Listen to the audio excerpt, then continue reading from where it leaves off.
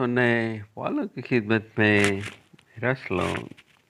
हज़रत अहमद खिजरविया रहमतुल्लाह अलैह सुल्तान नाने वलायत और मशाइख़ खरासान में बहुत बड़ा दर्जा रखते हैं।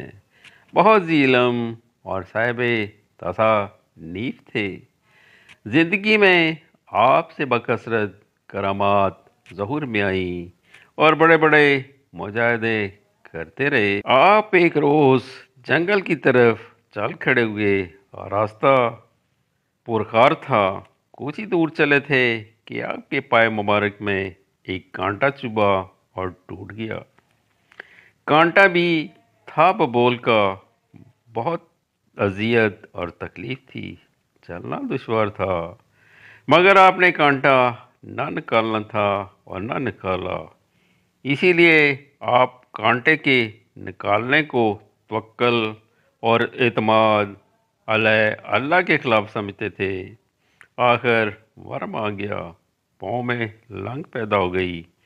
लेकिन इस एतमाद और हिम्मत के साथ इसी हालत में आप खरासान से चलकर मक्का मुआज़मा जा पहुँचे।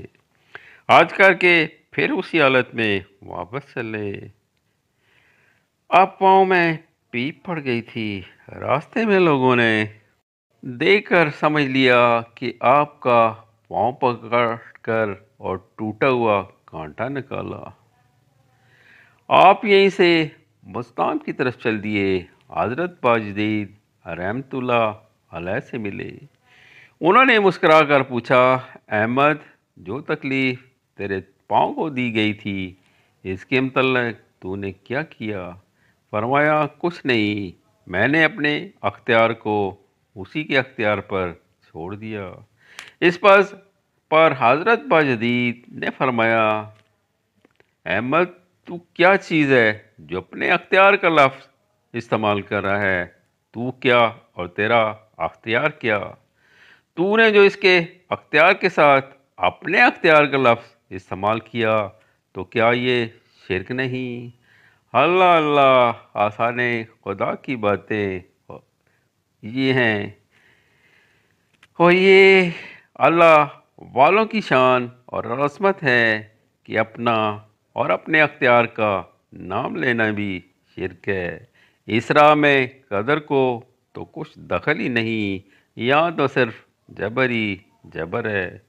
कदर व अख्तियार का नाम भी ज़बान पर लाना शिरक समझा जाता है।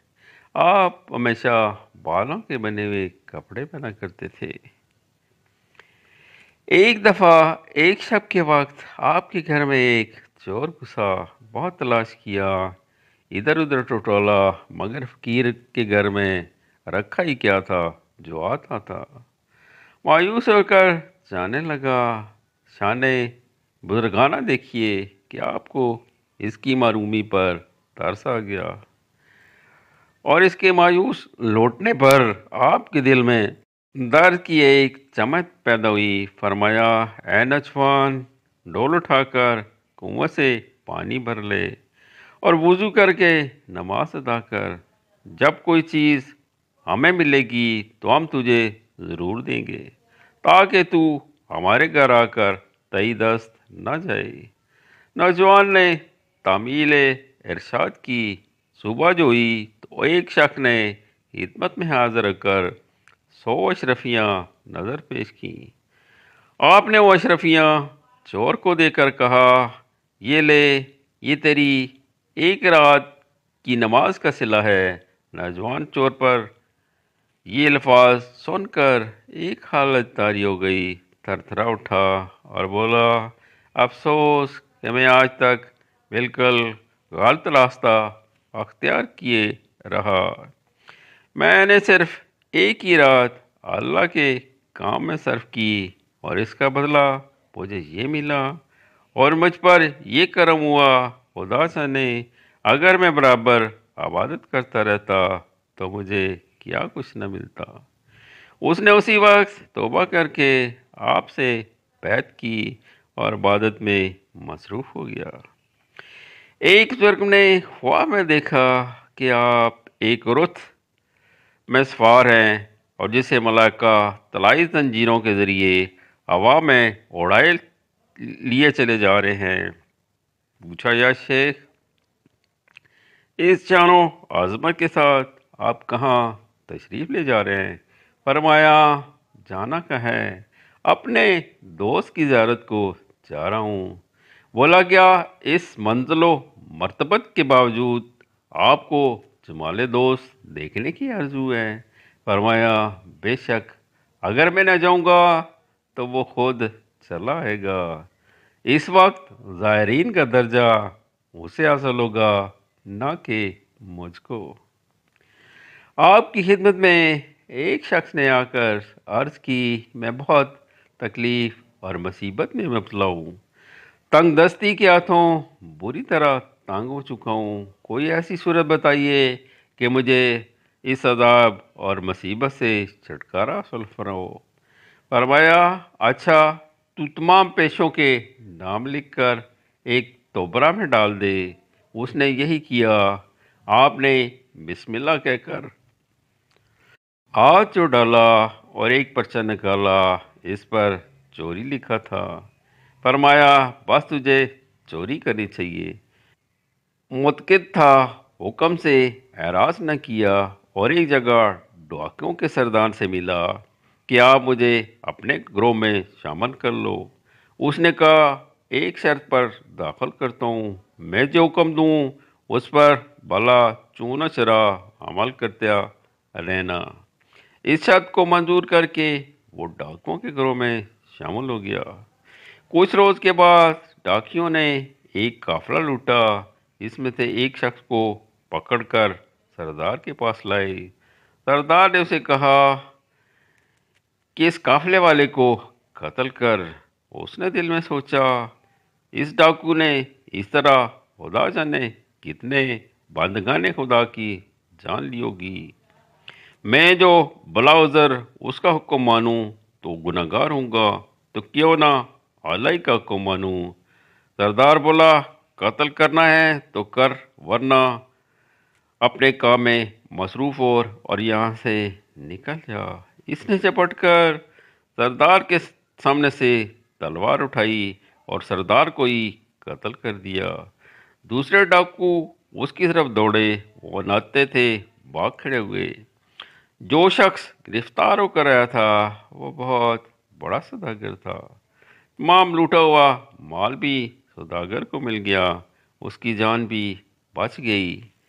اس نے اظہار ممنونیت کے طریق پر اسے اتنا روپیہ دیا کہ زندگی بھر کے لیے بے نیاز ہو گیا۔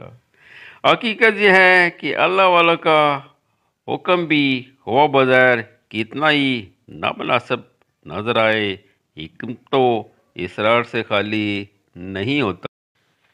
آپ فرماتے ہیں، جو شخص درویشوں اور اللہ والوں کی خدمت کرتا ہے اس کے اندر 3 خصوصیات پیدا ہو جاتی ہیں: ثقافت، حسن خلق اور تواضع۔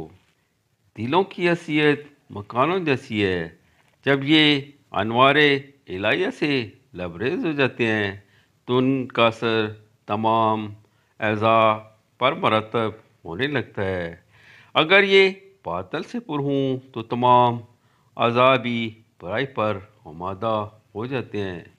فرمایا، دین اور دنیا 2 متضاد چیزیں ہیں، اس لیے انسان کو اس معاملے میں متضاد زندگی ہی بسر کرنی۔ فرمایا، معرفت یہ ہے کہ تو باری تعالیٰ کو دل سے دوست رکھے، خیالات کو ماسوائے اللہ سے پاک کرے اور زبان سے اس کا ذکر کرتا رہے۔ آپ کی زوجہ محترمہ کا نام فاطمہ تھا، بلکہ ایک بہت بڑے امیر اور دولت مند کی صاحبزادی اور نہایت حسین خاتون تھیں۔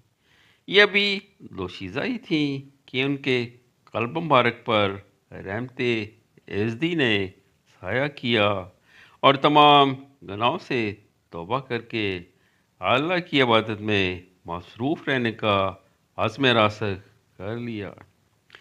اس کے بعد انہوں نے اپنی ایک کنیز کو حضرت احمد خضرویہ کی خدمت میں بھیجا، جس نے آ کر عرض کی کہ ہماری بانوں نے کہا ہے آپ ان کے باپ کو ان کے لیے اپنے نکاح کا پیغام بھیجائیں۔ حضرت مرتبہ ولایت پر فائز ہو چکے تھے، صاف انکار کر دیا اور منظور نہ کیا۔ یہ جواب قطعی سن کر انہوں نے پھر کنیز بھیجی اور ساتھ ہی کھلا بھیجا، یہ تو کوئی حیرت انگیز امر نہیں، میں تو آپ کو اس سے بھی زیادہ بزرگ اور بالا تر سمجھتی تھی، اور میں نے سب کچھ سمجھتے اور جانتے ہوئے پیغام دیا تھا۔ مجھے علم ہے کہ آپ عارف ہیں اور راستہ دیکھے ہوئے ہیں، مگر آپ رابر بنے، آپ نہ کہ راہ رہو۔ اس پر حضرت تیار ہو گئے اور ایک شخص کو پیغام دے کر ان کے باپ کے پاس بھیجا۔ وہ امیر بھی نہایت نیک دل اور درویشوں کا معتقد تھا۔ اس نے اس پیغام کو منظور کر لیا اور اپنی نوجوان اور صاحب جمال بیٹی کا عقد آپ کے ساتھ کر دیا۔ حضرت فاطمہ دلہن بن کر آپ کے کاشیانہ عرفان میں آ گئیں۔ آتے ہی دنیا اور آسائش دنیا کو ترک کر دیا۔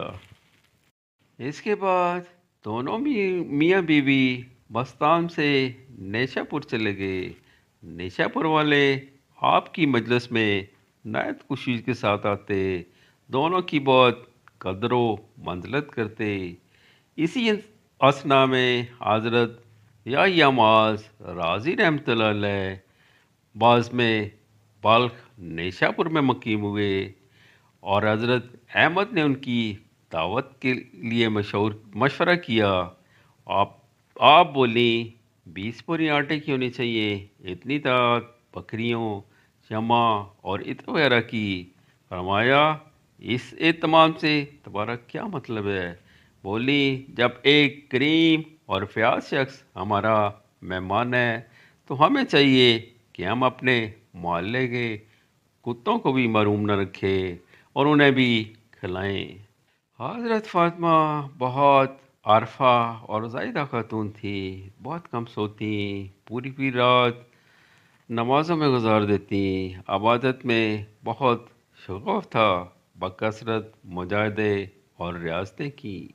اسی انعامات اور اشک ربانی کے باوجود اپنے ہاتھ سے کھانا پکاتی، گھر کا کام خود کرتی، شوہر کی تمام خدمات پوری تندہی سے انجام دیتی، موٹے کپڑے پہنتی، چہرے پر ہمیشہ نقاب پڑا رہتا، نہایت سیر چشم اور ذی مروت تھی، بلکہ ان کی نازک اندام عامر زادی نے ایک ولی کے گھر آ کر ایسی بزرگانہ اور نورانی زندگی بسر کی کہ دیکھنے والے انگوش بنداں تھے۔ حضرت فاطمہ کی جلالت اور شان کے اظہار کے لیے صرف اتنا واضح کر دینا بہت کافی ہے کہ حضرت باجدید بستامی رحمۃ اللہ علیہ جیسے نامور ولی فرمایا کرتے تھے کہ جو شخص مرد کو عورت کے لباس میں دیکھنا چاہے وہ فاطمہ رحمۃ اللہ علیہ کی اولاد کو پڑھے۔ غرض کہ دونوں میاں بیوی اپنے عہد کے زبردست اور مشہور ولی گزرے ہیں، جن سے بے شمار کرامات سرزد ہوئیں اور ایک دنیا کو فیض پہنچا۔ رائے خدا میں بے شمار روپیہ خرچ کرتے تھے۔ یہ حالت تھی کہ وصال کے وقت 70,000 اشرفیاں قرض تھیں۔ قرض خواہ سرانے کھڑے ہوئے، اللہ کی کریمی کہ آپ کی مناجات پر ایک شخص آیا اور تمام قرض خواہوں کو بلا کر سب کا روپیہ ادا کر دیا۔ زندگی بھر دونوں غریبوں، بے کسوں اور یتیموں کی پرورش امداد میں روپیہ پانی کی طرح بہاتے رہے۔ اجازت اس دعا کے ساتھ اللہ آپ پہ بھی اپنا کرم کرے، آمین۔